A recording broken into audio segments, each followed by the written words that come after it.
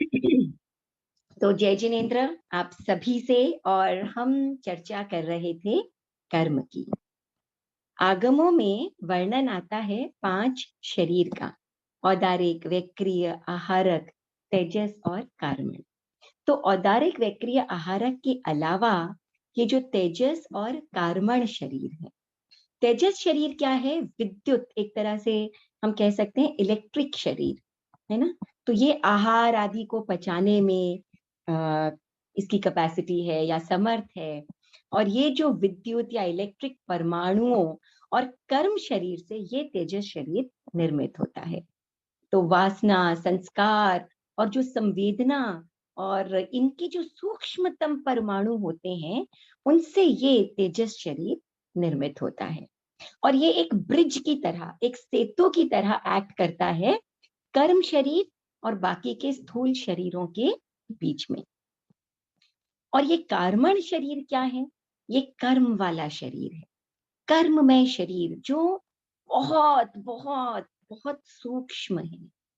तो ज्ञानावर्णीय, दर्शनावर्णीय आदि ये जो 8 कर्म हैं, इनके उद्गल समूह से जो शरीर बनता है वो कार्मण शरीर है। तो तेजस और कार्मण, ये जो तेजस और कार्मण शरीर है, ये अत्यंत ही सूक्ष्म शरीर है। और पूरे लोक में कोई भी चीज ऐसी नहीं है जो इनके प्रवेश को, इनकी एंट्री को रोक सके। तो जो सूक्ष्म वस्तु होती है वो बिना किसी रुकावट के हर जगह प्रवेश कर सकती है। जैसे एक एकदम कठोर लोहे का पिंड है, उसमें भी क्या है? अग्नि प्रवेश कर जाती है, गर्म हो जाता है वो। क्या उसके प्रवेश को रोका जा सकता है? नहीं रोका जा सकता। तो बिल्कुल उसी प्रकार ये कार्बन और तेजस शरीर ऐसे हैं, इनके प्रवेश को कोई भी वस्तु ऐसी लोक में नहीं है जो इनके प्रवेश को रोक सके। तो ये जो कर्म शरीर है, इसके इतने अतीव सूक्ष्म पुद्गल जो है, ये अनंत प्रदेशी पुद्गल स्कंदों से, प्रदेशी पुद्गल स्कंद हैं। कितने हैं ये? कहते हैं कि इस लोक में अनंत सिद्ध हैं, और इन अनंत सिद्धों से भी अनंत गुणा ज्यादा। और जो अभवी जीव हैं वो अकूट खजाना है। अब अभवी जीव अनंतानंत हैं, उनसे अनंत भाग कम और सिद्धों से अनंत गुणा ज्यादा। ऐसे इन पुद्गलों को, इन कर्म पुद्गलों की काउंटिंग समझाई जाती है या सिखाई जाती है। तो जो साइंस है, हमारी जो ह्यूमन एनाटॉमी है, शरीर विज्ञान है, इसके अनुसार हमारा ये जो शरीर है, इसमें 1 स्क्वायर इंच में करीब 11 लाख से अधिक सेल्स होती हैं, कोशिकाएं होती हैं।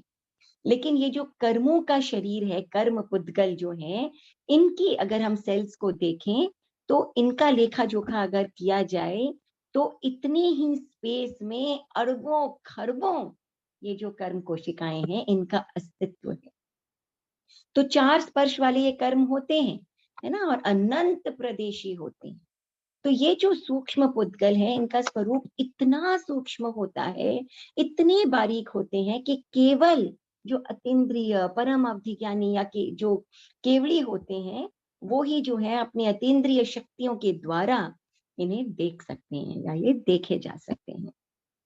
और ये जो बाहरी उपकरण हमारे पास है, मशीन्स है, पावरफुल से पावरफुल माइक्रोस्कोप आप ले लीजिए, उससे इन कर्म पुद्गलों को देखा नहीं जा सकता है।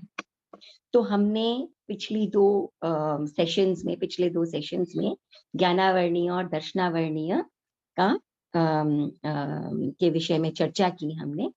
तो ज्ञानावर्णीय का जब क्षय हो जाता है, हमेशा के लिए खत्म हो जाता है, तो उज्जवल ज्ञान प्रकट होता है, अनंत ज्ञान।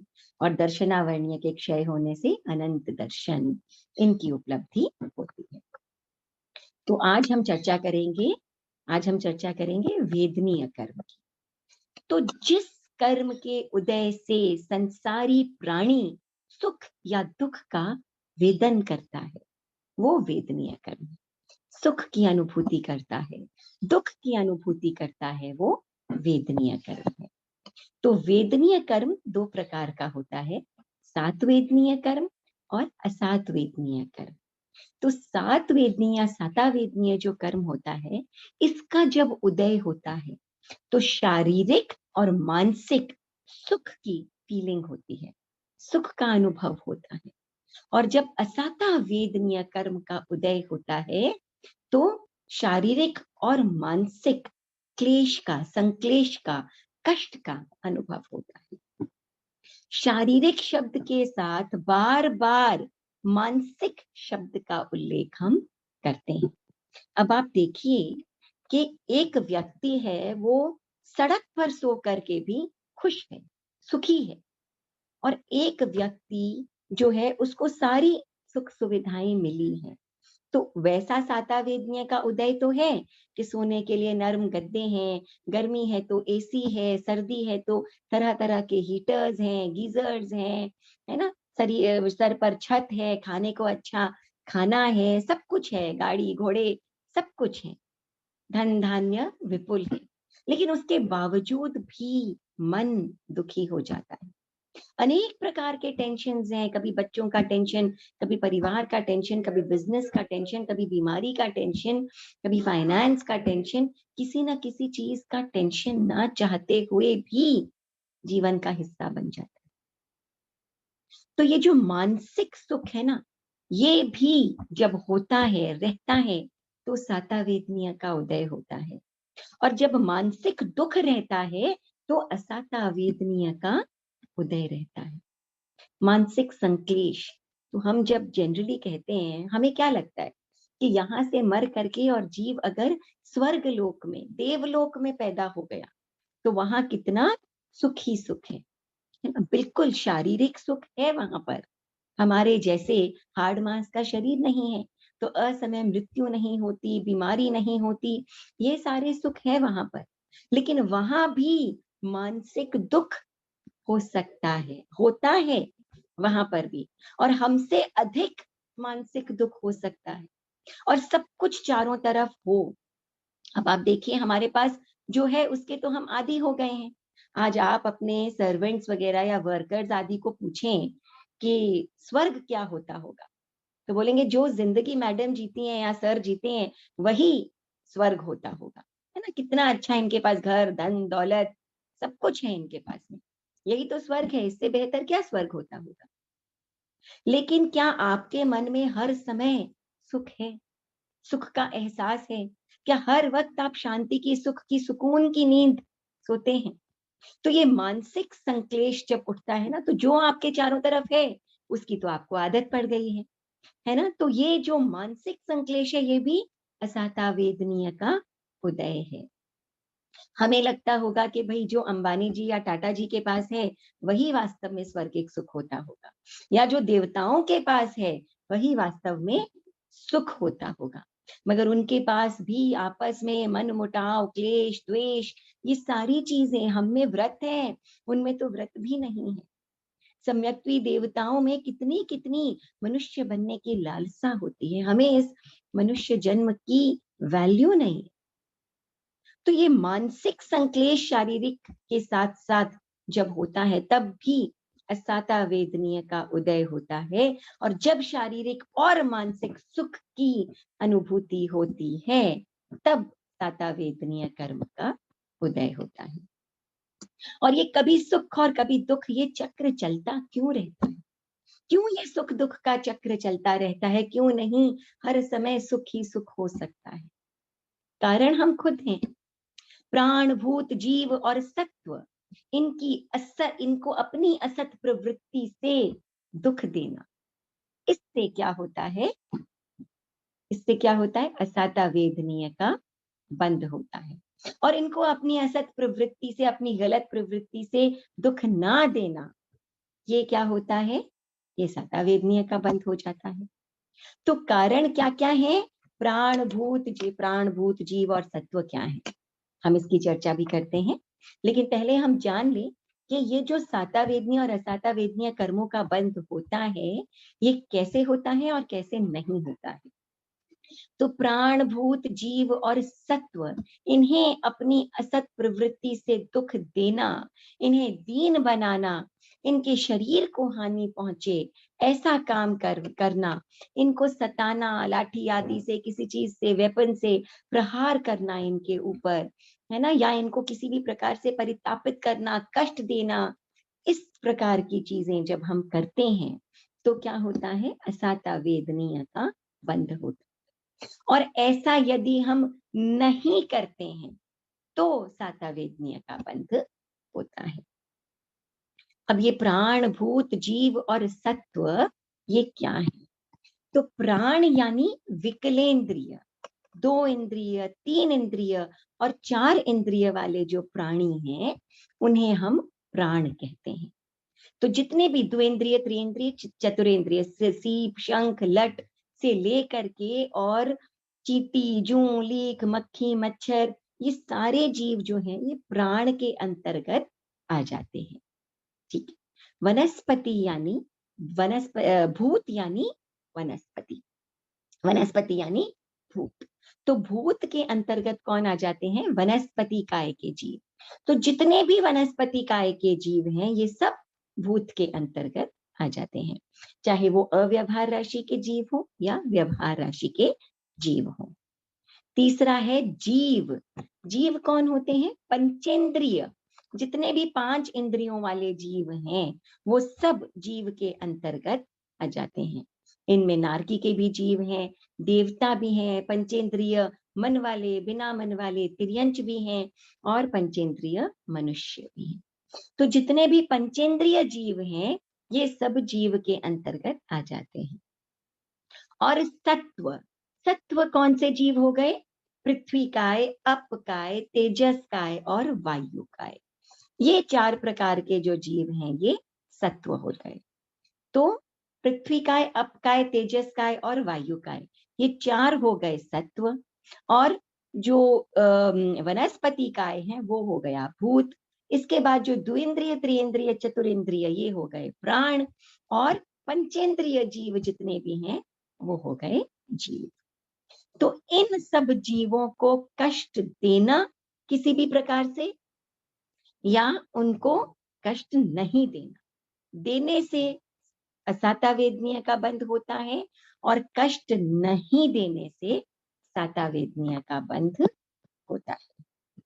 तो इसमें क्या है, एक अपने आगमों में कहानी आती है मेघ मुनि की, मुनि मेघ कुमार की। तो आप सभी वाकिफ होंगे, बहुत प्रसिद्ध कहानी है कि राजा श्रेणिक और चेलना का पुत्र था मेघ कुमार।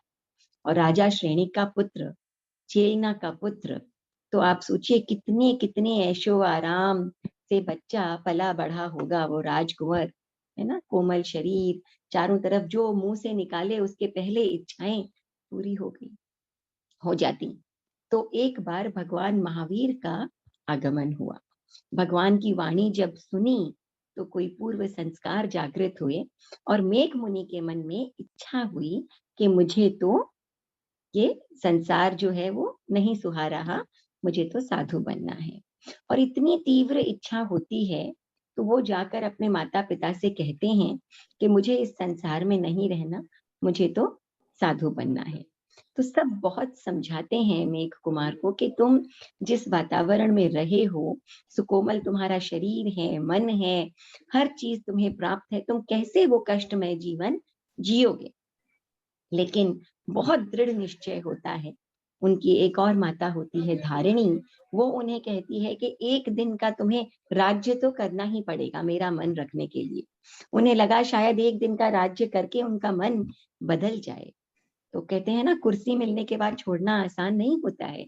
लेकिन वो एक दिन का राज्य करने के बाद भी अगले दिन ही वो प्रस्तुत हो गए, तैयार थे कि नहीं, अब मुझे साधु बनना है, आपने जो कहा वो मैंने पूर्ण किया, अब मुझे आज्ञा दें कि मुझे साधु बनना है। मुझे विरक्ति मेरी जो है वो बहुत ही प्रबल है। तो जब उनकी इस मनः स्थिति को सब देखते हैं, समझते हैं, उनके इस स्ट्रॉन्ग स्वरूप को देखते हैं तो आज्ञा उन्हें दे देते हैं। तो ठीक है, वो भगवान महावीर के पास जाकर के और दीक्षित हो जाते हैं। अब पहली रात्रि का समय, पहली रात्रि का समय और मुनि को जो है वो जहाँ द्वार होता है जैसे द्वार की गैलरी सी होती है ना, वहां उसके पास में उन्हें सोने का स्थान वहां पर मिल जाता है। अब वहां मिल जाता है तो एक तो वैसे ही कहाँ मुलायम गद्दों में पंखा हिला रहे हैं जो सेवकगण इत्यादि हैं, सुगंधित द्रव्यों के बीच में राजकुमार सोया करते थे, और कहाँ फर्श पर उन्हें सोना पड़ रहा है, और दूसरा द्वार के पास स्थान था, तो रात भर मुनियों का आना जाना वहां से लगा रहा। तो इतना कष्ट हुआ उन्हें, इतनी तकलीफ हुई उन्हें, रात भर नींद नहीं आई, और उन्होंने सोचा कि ये तो साधना का पहला दिन है। और ये कैसे साधु हैं? जब मैं राजकुमार था और आता था, इनकी सेवा करता था, तब तो बड़े प्यार से मुझे बिठाते, सम्मान देते, मुझे धर्म सिखाते, समझाते, और आज जब मैं साधु बन गया तो मेरी कोई कीमत ही नहीं। मेरे पास से रात भर गुजर रहे हैं, आ रहे हैं, जा रहे हैं, सोच भी नहीं रहे कि मुझे तो नींद आ रही होगी, मेरी नींद में कितना खलल पड़ रहा है। एक तो वैसे ही मैं यहाँ सो नहीं पा रहा हूँ, कितना कष्ट है यहाँ पर। मुझे तो ये इस प्रकार का साधुत्व स्वीकार नहीं है। मैं तो कल ही जाकर के ये संयम जो भी है, ये वापस भगवान महावीर को सौंपूंगा और कहूंगा कि ये आपको ही मुबारक हो, मुझे तो इस जीवन को नहीं जीना है, मेरा राजकुमार वाला जीवन ही सही था। तो अगले दिन सुबह सुबह उठते ही जो मेघ मुनि है वो भगवान के पास में आए, और भगवान तो केवली थे, भगवान ने उनकी मनोभावों को पढ़ लिया, समझ लिया। तो जैसे ही भगवान के पास मेघ मुनि आए, भगवान ने क्या कहा कि क्या हुआ मेघ, एक रात्रि के कष्ट से तू यूं घबरा गया, घर जाने को तैयार हो गया। याद कर अपने उस पूर्व भाव को जहां तू एक हाथी था। तो मेघ मुनि आंख बंद करते हैं और उन्हें अपना पूर्व भाव याद आ जाता है, जाति स्मृति ज्ञान हो जाता है। हाथियों के झुंड का स्वामी मेघ मुनि का जीव था, और एक किसी जन्म में जो है मेरुप्रभ हाथी के रूप में ये जो हाथी था उस वो जल करके और मर गया था। तो अंदर के संस्कार थे, तो हाथियों का यूथपति था, बड़ी उसके साथ हथिनियां थी, एक झुंड था, ताकतवर हाथी था। उसने क्या किया कि 4 कोस का भूभाग का जो की जो लैंड है, उसको उसने पेड़ पौधों आदि से बिल्कुल हटा करके और साफ कर दिया कि किसी दिन अगर जंगल में आग लगी, अगर दावानल हुआ, तो वो अपनी जो है जान की रक्षा कर सकेगा। तो अब क्या हुआ कि वास्तव में एक बार जंगल में भयंकर आग लगी, दावानल उठा, और वो जो हाथी है वो अपने सभी लोगों के, अपने सभी हाथियों के झुंड के साथ में उस मंडल में, वो जो एक बना रखा था उसने साफ करके उसके अंदर जाकर खड़ा हो गया। अब जान तो सभी को बचानी थी। जब उन्होंने देखा ऐसा एक सपाट भूभाग पड़ा है, तो उन हाथियों के झुंड के अलावा भी बहुत सारे जंगल के जीव जो हैं वो वहां उस मंडल में आकर के और इकट्ठे हो गए। अब हाथी को, जो ये हाथी था, इसको क्या हुआ, खुजली आई, तो उसने अपना एक पैर उठाया। जब पैर वापस रखने लगा तो उसने देखा कि उसके पैर के नीचे एक खरगोश आ गया था। चारों तरफ नजर दौड़ाई तो 1 इंच भी जगह खाली नहीं बची थी, चारों तरफ जानवर ठसाठस भरे हुए थे। हाथी को लगा कि अगर मैंने पैर नीचे रख दिया तो ये खरगोश मर जाएगा, नाहक ही बेचारा मारा जाएगा। भीतर दया के संस्कार जागे, और उस हाथी ने अपना पांव वहीं रोक लिया, वहीं रोक लिया, और 3 दिन तक, 3 दिन 3 रात तक उसी प्रकार अपने पांव को वहीं पर स्थिर रोके रखा। 3 दिन के बाद में जब आग रुकी तो सभी जानवर अपने अपने स्थान की ओर चले गए। हाथी ने जब अपना पांव रखना चाहा तो पांव अकड़ गया था। तो जैसे ही उसने नीचे रखने की चेष्टा की, लुढ़क करके और हाथी गिर गया, इतना भारी था, और उस कष्ट के कारण उस हाथी की मृत्यु हुई। समता भाव से, समभाव से उस खरगोश के प्रति कोई रोष उसके अंदर नहीं आया, केवल वो जो दया का भाव था वो रह गया।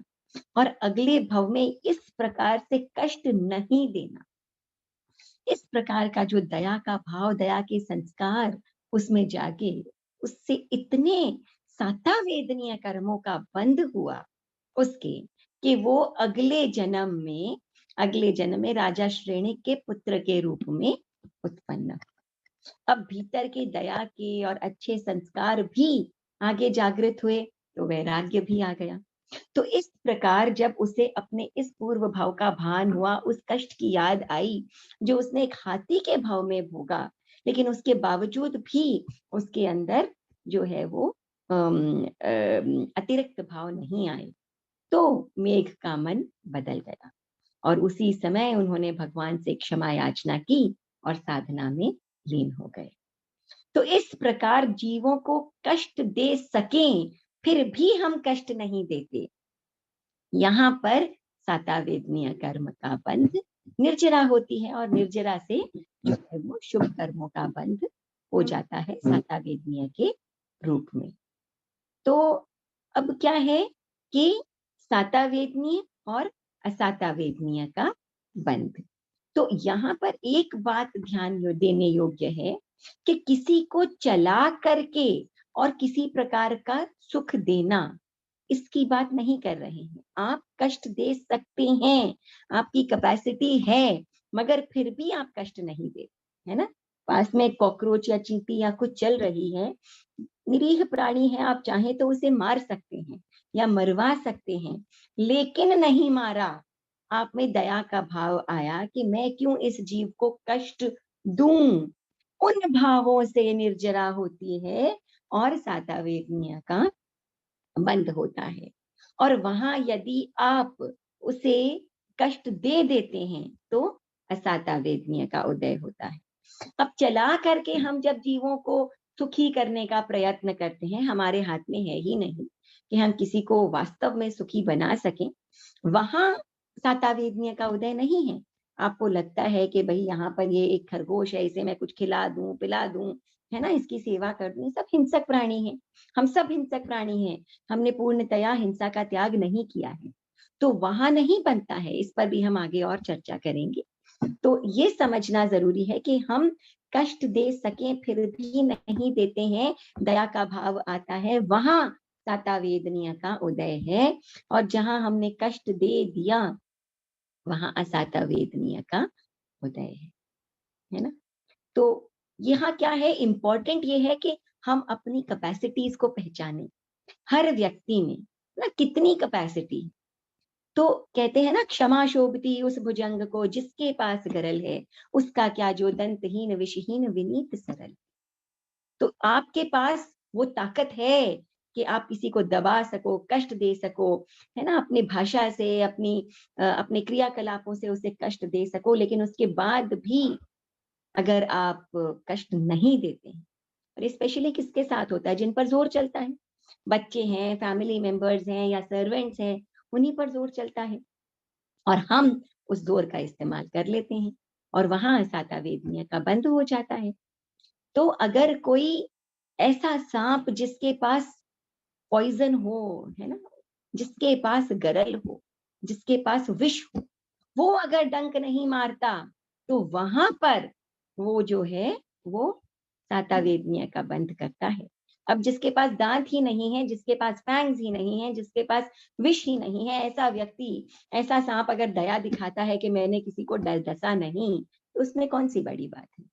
तो हमें अपने भीतर अपनी कैपेसिटीज को चेक करना होगा कि मेरी कितनी ताकत है और अपनी उस ताकत का इस्तेमाल मैं कितना दूसरों को जाने अनजाने कष्ट पहुंचाने में करता हूं या करती हूँ। ऐसा नहीं करने से, मन में दया का भाव रहने से जो है वो निर्जरा होती है, इन टर्न सातावेदनीय का उदय होता है। वैसे ये जो सातावेदनीय का उदय है, ये भी सातावेदनीय का जो बंध है, ये भी क्या है, कर्मों का ही बंध है, पुण्य रूप में है मगर कर्म का बंध है। ज्ञानावर्णीय कर्म क्या है? ज्ञानावर्णीय कर्म एक अघाती कर्म है। अब सॉरी, मिच्छामि दुक्कडम, ये वेदनीय कर्म क्या है, एक अघाती कर्म है। ज्ञानावर्णीय दर्शनावर्णीय क्या थे, घाती कर्म थे, यानी जो आत्मा के मूल गुणों का राज कर रहे थे, ये एक अघाती कर्म है। जो अघाती कर्म होते हैं वो आत्मा के मूल गुणों का ह्रास नहीं करते और वो शुभ और अशुभ दोनों रूप में बंध जाते हैं, मगर होते तो बंधन ही हैं। एक सफेद रंग के का कुर्ता या वस्त्र आपने पहने हैं, अगर उसके ऊपर कोई गंदगी या कीचड़ के छींटे लग जाएं तो उस सफेदी में दाग लग जाता है ना। वो सफेदी जो है वो खराब होने लगती है और उसमें से बदबू आने लगती है। ये असाता वेदनीय कर्म की तरह। और अगर उसी कुर्ते के ऊपर आप समझिए सुगंधित या केसर के गुलाब के छींटे अगर उसके ऊपर गिर जाएं तो क्या होता है, सुगंध आने लगती है, साताकारी लगता है, लेकिन वो भी छींटे ही हैं उस कुर्ते के ऊपर। सफेदी को उसने भी नष्ट ही किया है, कलंकित ही किया है उस सफेदी को। तो चाहे साता वेदनीय हो या असाता वेदनीय हो, कर्मों का बंध तो कर्मों का बंध ही है। ये बेड़ियां ही हैं, एक सोने की तो दूसरी लोहे की।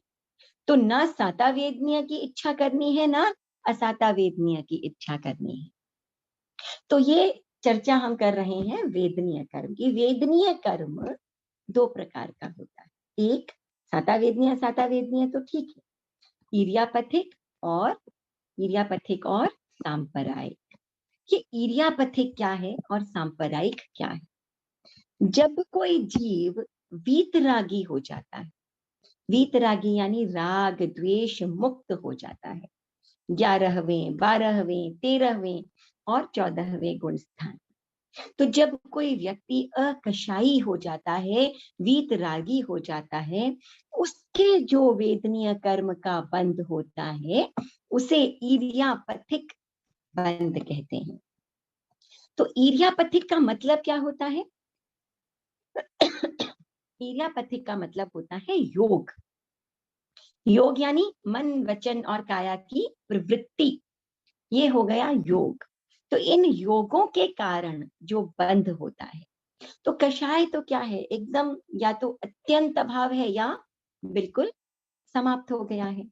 तो ऐसा होने पर, अभाव होने पर भी योगों की चंचलता तो है, मन वचन काया की प्रवृत्ति तो फिर भी है, उनके कारण बंद होता है।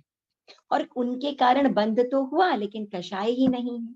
कषाय यानी क्रोध मान माया लोभ राग द्वेष ही नहीं है। तो इनकी चिकनाई क्योंकि नहीं है, इस चिकनाई के अभाव में क्या है, ये जो कर्म बंधते हैं ये टिक नहीं पाते। चिकनाहट नहीं है तो टिकेंगे कैसे, है ना। तो ये टिक नहीं पाते हैं और ये तुरंत जैसे किसी रूखी दीवार के ऊपर मिट्टी फेंके तो तुरंत वो मिट्टी गिर जाएगी, और अगर दीवार चिकनी हो तो मिट्टी जाकर के और चिपक जाएगी। अगर फेविकॉल लगी दीवार हो तो ऐसा मजबूत जोड़ बनेगा कि बस पूछिए ही मत। तो जितनी कषायों की चिकनाहट, जितनी कषायों की अधिकता, उतनी ज्यादा टाइटली ये जो कर्म है वो चिपक जाते हैं। अब यहाँ क्या होता है इर्यापथिक में कि ये जो कर्म चिपकते हैं ये चिपक ही नहीं पाते, वास्तव में आते हैं, बनते हैं और टूट जाते हैं। क्यों? क्योंकि चिकनाहट कषायों की है ही नहीं। तो ये तत्काल क्या होता है, तुरंत क्या होता है कि ये कर्म झड़ जाते हैं। तो केवल जो ये जो वीतराग जीव होते हैं, जैसे भगवान जब तीर्थंकर थे, या जो केवली होते हैं, या 12वें 13वें 14वें 11वें गुण स्थान में जो जीव होते हैं, इनके क्या है, कषाय नहीं होते, या कषायों की इतनी न्यूनता होती है, केवल एक वर्चस्व मात्र इनके 11वें 12वें गुण स्थान में रहता है, और 12वें में तो फिर टूट भी जाता है, खत्म भी हो जाते हैं। तो कषायों के अभाव में ये जो कर्म बनते हैं ये टिक नहीं पाते और तुरंत ही झड़ जाते हैं। तो जो ये वीतरागी होते हैं, इनके कर्म पुद्गलों का केवल एक स्पर्श, केवल स्पर्श मात्र होता है, केवल 2 समय की स्थिति वाला, 2 समय की स्थिति वाला, मिनिमम समय वाला होता है। एक ओर बंधा, दूसरी ओर छूट गया। दूसरा कौन सा है? सांप्रदायिक बंध। अब जो कषाय युक्त हैं हमारे जैसे जीव, सकषाई या सराग, राग वाले जो जीव हैं, उनके जो कर्मों का बंध होता है वो होता है सांप्रदायिक बंध। और यहाँ क्या है कि कषाय की चिकनाहट जितनी ज्यादा होगी, बंधन में दृढ़ता भी उतनी ही अधिक होगी। उतना ही सॉलिड, उतना ही टाइट बंध जो है वो कर्मों का हो जाता है। और ये बंध क्या है, संसार के सारे प्राणियों के होता है जो सकशायी होते हैं, जिनके कषाय होता है। तो ये दो प्रकार के बंध हैं, एक जो कषायी जीव होते हैं उनके सांप्रदायिक बंध, और एक जो अकषायी जीव होते हैं उनके इर्यापथिक बंध। कषाय नहीं होते, केवल योगों की चंचलता से कर्म बंधते हैं एक और दूसरी ओर ही झड़ जाते हैं। तो जो सातावेदनीय कर्म है, इसके दो भेद हैं, इर्यापथिक और सांप्रदायिक। तो इर्यापथिक जो है वो वीतराग के बनते हैं, और उसकी जो उत्कृष्ट स्थिति होती है वो सिर्फ 2 समय की होती है, एक ओर बंधे दूसरी ओर झड़ गए। और जो सांप्रदायिक सातावेदनीय कर्म है, उसकी जो मिनिमम स्थिति है, जघन्य स्थिति है, वो 12 मुहूर्त की। एक मुहूर्त कितना? 48 मिनट। 12 मुहूर्त कितना? 12 गुना 48। तो 12 मुहूर्त की मिनिमम स्थिति उसकी होती है, और मैक्सिमम उत्कृष्ट स्थिति जो होती है वो 15 करोड़ा करोड़ सागर। हम जब ज्ञानावर्ण्य की चर्चा कर रहे थे, हमने करोड़ा करोड़ सागर किसे कहते हैं इसकी चर्चा हमने की। तो वीडियोस रिकॉर्डेड हैं, चाहे तो वापस बार बार भी देख सकते हैं करोड़ा करोड़ सागर क्या है। अब आ जाते हैं असातावेदनीय कर्म। तो सांप्रदायिक कैसा है? सातावेदनीय भी होता है, असातावेदनीय भी होता है। तो असातावेदनीय कर्म जो है उसकी जो मिनिमम स्थिति है वो कितनी है कि पल्योपम का असंख्यातवां भाग, किसमें से? 3/7 भाग में पल्योपम का असंख्यातवां भाग कम, किससे? एक सागर से। अब ये कैसी काउंटिंग है? हमने पल्योपम की चर्चा की थी ना, कि जब एक जो करीब करीब 10 किलोमीटर बड़ा, लंबा, चौड़ा, गहरा कुआं होता है, 10-12 किलोमीटर बड़ा, उसके अंदर एक यौगिक के शिशु के बाल भरते हैं ठूस ठूस करके, ऐसा भरते हैं कि अब और नहीं भरा जा सकता। एक चक्रवर्ती की सेना भी निकल जाए ऊपर से तो भी स्थान नहीं रहता, और 100-100 वर्षों के गैप में एक एक बाल को निकाला जाए, तब जितने वर्षों में जाकर के, जितने समय में जाकर के और वो कुआं खाली होगा, उस समय को हम एक पल्योपम कहते हैं। अब इस पल्योपम के अगर असंख्य खंड कर दिए जाएं, तो उस एक एक खंड को हम असंख्यातवां भाग पल्योपम का कह सकते हैं। ठीक है, ये जैसे अगर हम काउंटिंग में लाते हैं तो करोड़ पूर्व वर्ष हमारा लास्ट काउंटिंग है, जो वर्षों में हम कर सकते हैं, वो पल्योपम के असंख्यातवें भाग के बराबर होता है। तो ये जो पल्योपम का असंख्यातवां भाग है, इससे, इस पूरे से 3/7 भाग कम, यानी पल्योपम को पहले असंख्य भागों में बांटा, एक पल्योपम को, उस असंख्य भाग में से एक भाग को लिया, उसको 7 हिस्सों में बांटा, तो उस 7 हिस्सों में से जो 4 हिस्सों के बराबर का समय होता है, वो जघन्य स्थिति असातावेदनीय कर्म की होती है, और उत्कृष्ट स्थिति 30 करोड़ा करोड़ सागर की हो सकती है, मैक्सिमम स्थिति। तो कहने का मतलब है, सिंपल भाषा में हम समझे तो, बहुत बहुत समय तक सातावेदनीय का उदय जो है वो रह सकता है। और अबाधा काल क्या है? जब तक वो पड़ा है लेकिन यूज में नहीं, उदय में नहीं आया है कर्म। तो सातावेदनीय जो है वो जघन्य अंतर मुहूर्त और उत्कृष्ट 1500 वर्ष। क्यों? क्योंकि 15 करोड़ा करोड़ सागर था, तो उसके पीछे अबाधा काल क्या हो गया? 1500 वर्ष। और असातावेदनीय का क्या हो गया? जघन्य अंतर मुहूर्त, वही इसके बाद कर्म उदय में आ सकते हैं। और उत्कृष्ट स्थिति वहां क्या थी? 30 करोड़ा करोड़ सागर। तो यहाँ उत्कृष्ट अबाधा काल कितना हो गया? 3000 वर्ष। 3000 वर्षों तक जो कर्म है वो पड़े रह सकते हैं। तो हम कभी-कभी जो ये सोचते हैं ना कि किसी का हमने क्या बुरा किया जो हमारे ऊपर ऐसे कष्ट आ गए। कई बार अनेकों बार सुनते हैं लोगों का धर्म पर से विश्वास उठ जाते हैं कि अरे! इस व्यक्ति ने तो इतनी सामायिक की, इतना तप किया, इतना धर्म ध्यान किया, इतने प्रवचन सुनने जाता था, ये करता था, वो करता था। इस व्यक्ति को देखो अंत समय में कैंसर हो गया, कितना कष्ट भोगा। धर्म पर से विश्वास उठ गए। तो हम जो भी कुछ करते हैं, जो भी कुछ भोगावली में आता है, ये हमारे अपने किए हुए कर्म बंधन ही है। जब हम इन स्थितियों को समझने का प्रयत्न करते हैं, हो सकता है एक ही बार में क्लिक ना करें कि क्या पल्योपम का असंख्यातवां भाग, क्या ये करोड़ा करोड़ सागर और कैसे इसका 3/7वां भाग हो सकता है। लेकिन कम से कम ये तो हम समझ ही सकते हैं कि millions and millions and millions and millions of years तक जो है वो कर्मों का उदय रह सकता है और कितने समय बाद ये उदय आ सकता है, कितने-कितने जन्म के बाद ये उदय में आ सकता है। तो इससे हम ये समझें कि आज जो हम कर रहे हैं वो हमारे आज का पुरुषार्थ, लेकिन जो बंधे हुए कर्म उदय में आ रहे हैं, वो हम ही ने बांधे हैं, तभी उदय में आ रहे हैं। तो ऐसा सोच करके और मिथ्यात्व का वरण हम ना करें। हम अपनी सही राह को छोड़ करके और गलत राह में ना जाएं, इसका ध्यान रखना हमें बहुत जरूरी है।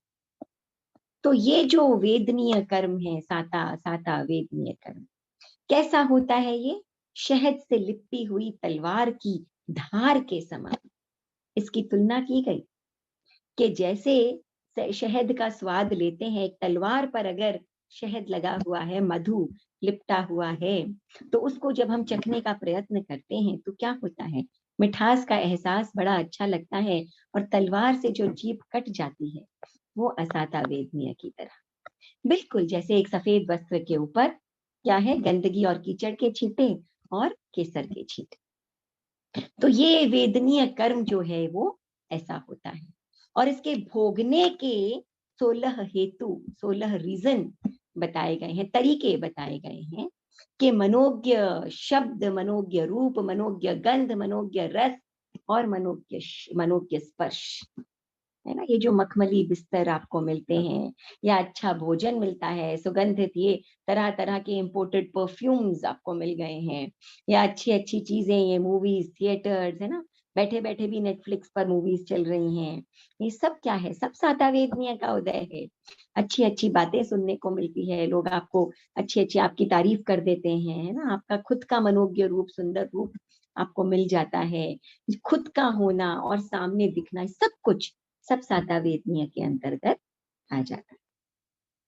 और मन सुखी होता है जिससे, वचन से लोग आपसे अच्छी बात करते हैं, आपके खुद के मुंह से अच्छी बातें निकलती है ना, शरीर अच्छे हाव भावों में लगा हुआ है और सामने भी आपको अच्छी चीजें, तो शरीर को सुख, वचन को सुख, मन को सुख, ये सब सुखों का जितना भी एहसास है, सब साता वेदनीय का उदय है। और जितना भी ये दुख का एहसास है, अमनोज्ञ शब्द, अमनोज्ञ रूप, गंध, रस, स्पर्श, मन की मनोदुखता, वचन दुखता, काय दुखता, ये सब किस कारण? साता वेदनीय के उदय के कारण। तो साता वेदनीय कर्म का जो बंध है वो कहाँ तक होता है? तो हमने कहा दो प्रकार का साता वेदनीय, एक सांप्रदायिक बंध जो कषाई जीवों के होता है और एक असाता वेदनीय जो अकषाई जीवों के, वीतराग जीवों के होता है।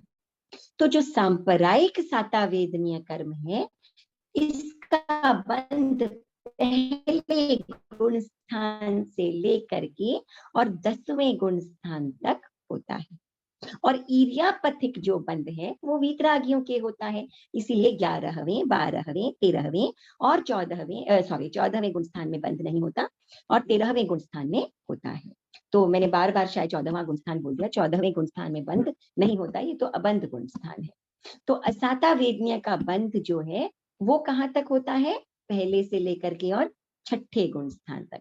छठे गुण स्थान को पार करते हैं उसके बाद में असाता वेदनीय का बंध नहीं होता। जो बंधा हुआ है वो उदय में आ सकता है, आता ही है, लेकिन जो नया कर्म है वो असाता वेदनीय का छठे गुण स्थान के बाद नहीं बनता है।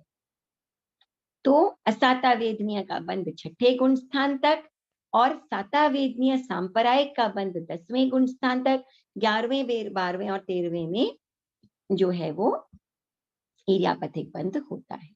और 14वां गुण स्थान है वो अबंध गुण स्थान है, उसमें बंध नहीं होता है। और वेदनीय कर्मों का उदय कहाँ रहता है? सभी गुण स्थानों में रहता है। जैसे ही वेदनीय कर्म टूटा, उसका क्षय हुआ, ना तो क्षयोपशम होता है उसका और ना ही उपशम, है ना। जो भी अघाती कर्म होते हैं उनका कभी क्षयोपशम नहीं होता, वो केवल घाती कर्मों का होता है। और उनका उपशम भी नहीं होता, उपशम केवल मोहनीय कर्म का होता है। केवल क्षय, क्षय यानी हमेशा के लिए ये वेदनीय कर्म टूट जाता है, खत्म हो जाता है, समाप्त हो जाता है। और जैसे ही ये समाप्त होता है वैसे ही जो है वो जीव जो है मुक्त हो जाता है और सिद्ध बन जाता है। तो क्षायिक भाव कहाँ है? सिद्धों में। तो पहले से छठे तक असाता वेदनीय का बंध, सांप्रदायिक बंध जो है साता वेदनीय वो 10वें गुण स्थान तक, 11वें 12वें 13वें गुण स्थान में इर्यापथिक बंध, 14वां गुण स्थान अबंध गुण स्थान। और जो सिद्धों में है वो कोई भी वेदनीय कर्म है ही नहीं, क्षय हुआ और जीव मुक्त हो गए। तो ऐसा होता है वेदनीय कर्म। तो असाता वेदनीय का जो बंध है वो छठे गुण स्थान से आगे नहीं जाता, लेकिन जो पूर्व में बंधे हुए कर्म हैं वो उदय में जरूर आ जाते हैं। और ये जब कर्म टूट जाता है, क्षय हो जाता है, समाप्त हो जाता है, तो किस चीज का अनुभव होता है? अनंत आत्मिक सुख का अनुभव, जिसके लिए हम ये सब कुछ कर रहे हैं, उस अनंत आत्मिक सुख की अनुभूति हो जाती है।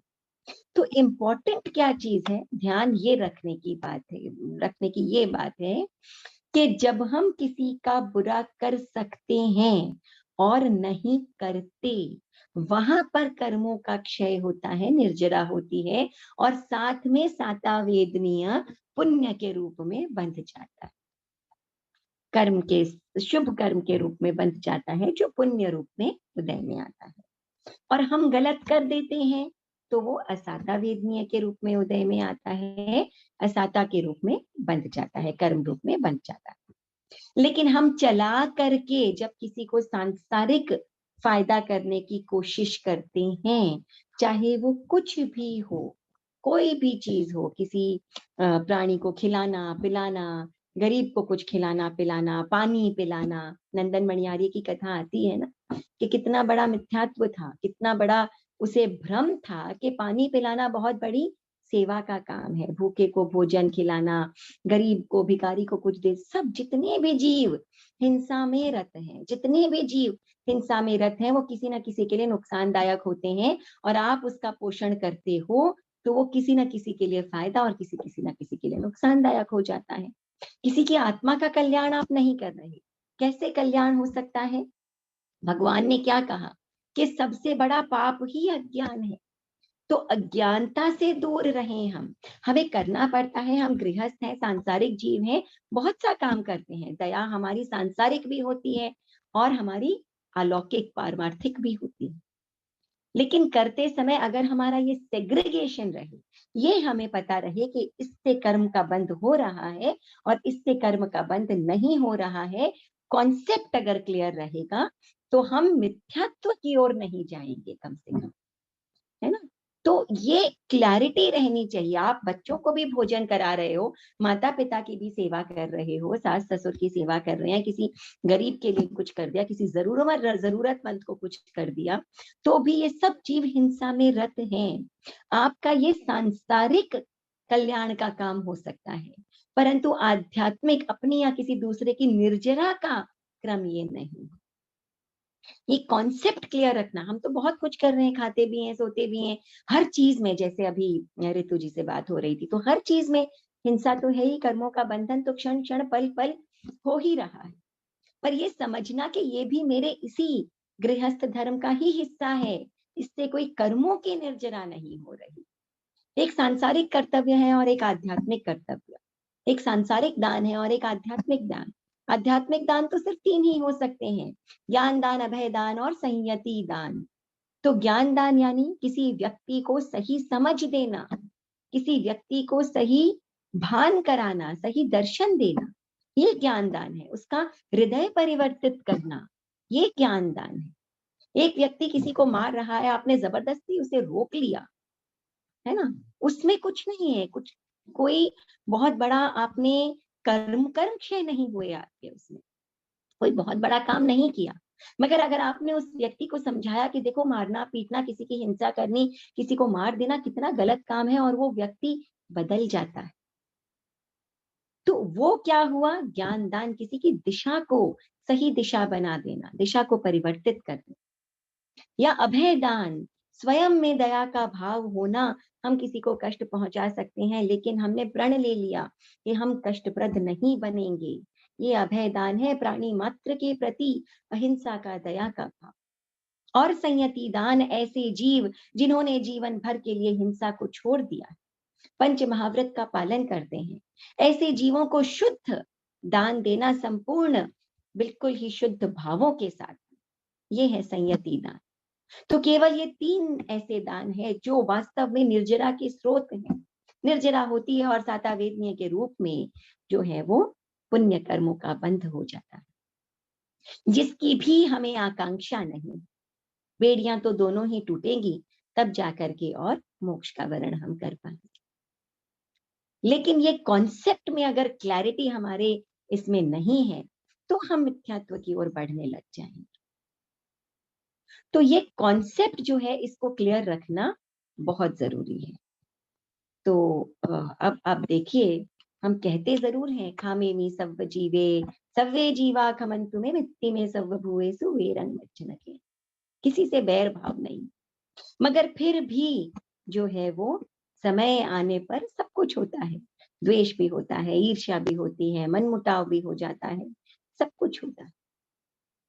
तो भगवान ने भी त्रिपृष्ठ वासुदेव के भव में कितने कितने कर्मों का बंध किया था, बड़े कर्मों का बंध किया था भगवान ने। उसके बाद नरक की यात्रा भी की भगवान के जीव ने, त्रिपृष्ठ वासुदेव के भव के बाद। तो त्रिपृष्ठ वासुदेव के भव में भगवान की कई रानियां थी, तो उनमें से एक रानी थी, भगवान की बड़ी प्रिय रानी थी। और ये जो रानी थी, ये जो है खुद भी बड़ी, मतलब रास इत्यादि में इसको बड़ा का शौक था उसे, तो फन लविंग थी।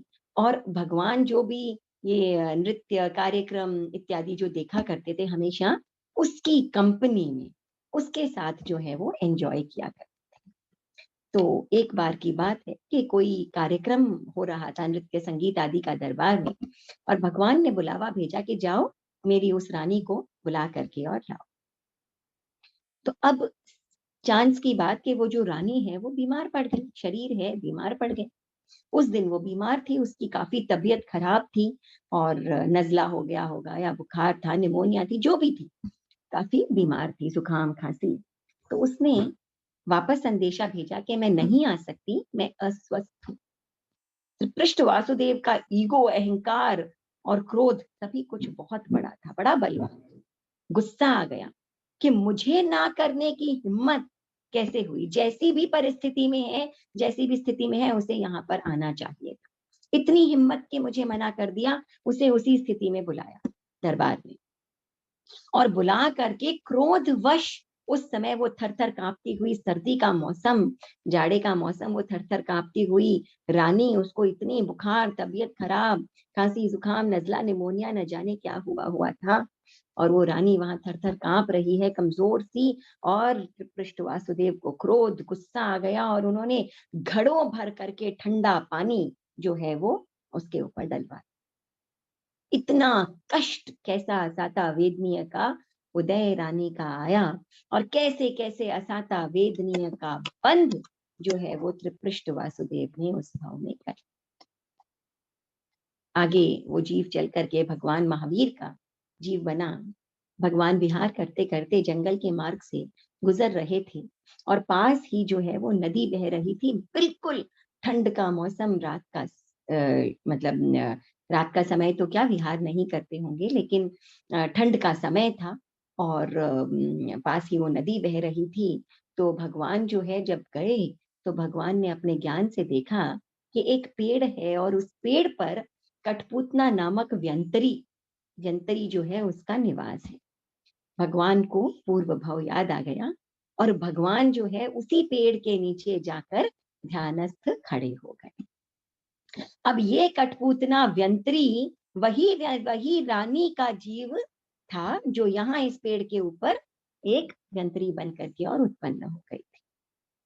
अब इसने जब देखा कि नीचे ये मुनि खड़ा है तो पूर्व भव के द्वेष के संस्कार इसमें जाग गए और ऐसे भयंकर द्वेष और नफरत के संस्कार इसमें जागे कि इसने क्या किया कि गुस्सा आया, इसे क्रोध आया। भगवान तो शांत ध्यान में लीन खड़े हैं और ये उस नदी में बिल्कुल ठंडा बर्फ का पानी उसमें उस व्यंतरी ने अपने केश भिगोए और उनको जोर से भगवान के ऊपर झटक दिया। कहते हैं कि ऐसा कष्ट भगवान को, मतलब वज्र ऋषभ नाराज संघनन, ऐसा शरीर भगवान का था, हजारों हाथियों का बल, उसके उपरांत भगवान को ऐसे कष्ट की अनुभूति उसने कराई। वो एक एक बूंद मानो जहरीले नुकीले तीर के समान भगवान को आकर चुभी। इस प्रकार उसने वो बूंदें छिटकी और एक बार नहीं अनेकों बार, बार बार जाती, केश भिगोती और भगवान पर वो जहरीले तीर के समान छिटक देती। अथाह वेदना का आभास भगवान को हुआ। अब भगवान ने ऐसा तो नहीं सोचा ना कि मैंने किसी का क्या बिगाड़ा, है ना, मैं तो कितनी साधना में लगा हुआ हूँ, यहाँ सबका कल्याण कर रहा हूँ और मेरे ऊपर ये क्यों आ रहा। तो हमारे साथ भी जब ऐसा होता है तो हम ये समझे अपने ही बांधे हुए किसी कर्म का उदय है। उस समय भगवान ने समता भाव रखा, परम समता भाव, ऐसा समता भाव हम भी रखें। क्षमा का भाव, दया का भाव, वो बार बार छिटकती गई पानी की बूंदें और आखिर उसकी वो नफरत। भगवान तो समता भाव में लीन खड़े रहे। आखिर जब उसे समझ में आया कि अब कुछ नहीं हो रहा है तो उसकी वो नफरत है वो चली गई, पिघल गई, गल गई और उसने वो उपद्रव जो है वो शांत कर दिया। तो ऐसे थे भगवान। और हमें बनना क्या है, चाहते क्या है हम बनना, वही महावीर। तो उनके जो ट्रेड्स हैं उनको अगर हम फॉलो नहीं करेंगे या प्रयत्न नहीं करेंगे, कम से कम केवल बोलने से खामे मी सव्य जीवा खाम सिर्फ शब्द बनकर रह जाएंगे। क्या हमें हिम्मत है कि जो हमारे साथ गलत करता है उसे हम अपने ही कर्मों का जो उदय है वो समझ करके और अपने भीतर जो है वो सहिष्णुता और समता के भाव का अनुभव कर सकें? अगर नहीं तो हम कहाँ उस पथ पर अग्रसर होने का प्रयत्न कर रहे हैं। और इसीलिए भगवान महावीर थे। पन्नगे च सुरेंद्रे च कौशिके पाद संस्पृशि निर्विशेष मनस्काय श्रीवीर स्वामिने नमः। कि ये वही भगवान महावीर है जिनके चरणों में जो इंद्र है उसने अपना शीश नवा दिया, जो भगवान के कितने कितने गुणगान करता है, श्रद्धा से सिर नमा देता है। और ये वही भगवान है जिनके उन्हीं पैरों में बिल्कुल क्रोध में भर करके और चंड कौशिक सर्प ने डंक मार दिया था, लेकिन फिर भी भगवान के पांव से दूध की धारा ही बह निकली, क्योंकि उनके भीतर कोई राग कोई द्वेष कुछ नहीं था, ना इंद्र के प्रति कोई राग और ना ही चंड कौशिक के प्रति कोई द्वेष। तभी वो भगवान थे, इसीलिए वो हमारे लिए पूज्य हैं। इसलिए नहीं कि जैन धर्म के संस्थापक थे, इसलिए कि वो वीतराग थे, राग द्वेष से ऊपर थे। इसीलिए हम उनके मार्ग का अनुसरण करने का प्रयत्न कर रहे हैं। इसीलिए वो हमारे लिए वीर भगवान है। क्षमा वीरस्य भूषणम, ये हमारी मेन हमारी जो पंक्ति है। तो ऐसा हमें बनना है कि कष्ट किसी को नहीं देना, मौका आए चाहे अपने ऊपर अपकार करने वाला व्यक्ति ही क्यों ना हो, उसके प्रति भी क्षमा का भाव यदि हम कभी रख पाते हैं तो शायद किसी न किसी रूप में हमने वेदनीय कर्म के इस खेल को समझने की कोशिश की है। तो ऐसा होता है वेदनीय कर्म, इसे हम समझें और जो है वो कोशिश करें कि हम आगे किसी भी रूप में मन वचन काया से किसी भी जीव के कष्ट का कारण हम ना बने। तो बहुत बहुत धन्यवाद, थैंक यू। मैं एक बार रिकॉर्डिंग